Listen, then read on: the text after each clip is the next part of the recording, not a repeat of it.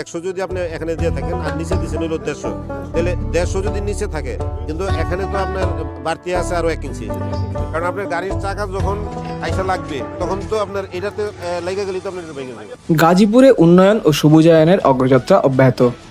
আজ 3 আগস্ট 2026 গাজীপুরের সামন্তপুর এতিমখানা থেকে সাবেক কাউন্সিলরের বাড়ি পর্যন্ত আরসিসি সড়ক নির্মাণ কাজের উদ্বোধন ও পরিদর্শন করেন গাজীপুর সিটি কর্পোরেশনের প্রশাসক শওকত হোসেন সরকার।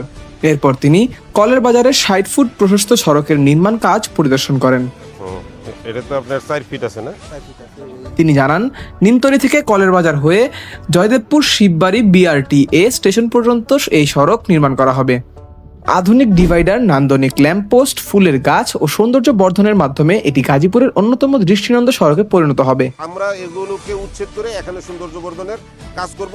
মানুষ সেখানে ওয়াকওয়ে থাকবে, সেখানে ব্রেঞ্চ থাকবে, সেখানে গার্ডেন থাকবে, মানুষ সেটা ভোগ করবে, উপভোগ করবে। দিনের শেষ কর্মসূচিতে মাননীয় প্রধানমন্ত্রী জনাব তারেক রহমানের ঘোষিত 5 বছরে 25 কোটি বৃক্ষরোপণ কর্মসূচির অংশ হিসেবে অঞ্চল 4 এর ছোট দেওরা সরকারি প্রাথমিক বিদ্যালয় ও অগ্রণী উচ্চ বিদ্যালয়ের শিক্ষার্থীদের মাঝে গাছের চারা বিতরণ এবং বিদ্যালয় প্রাঙ্গণে বৃক্ষরোপণ করেন তিনি।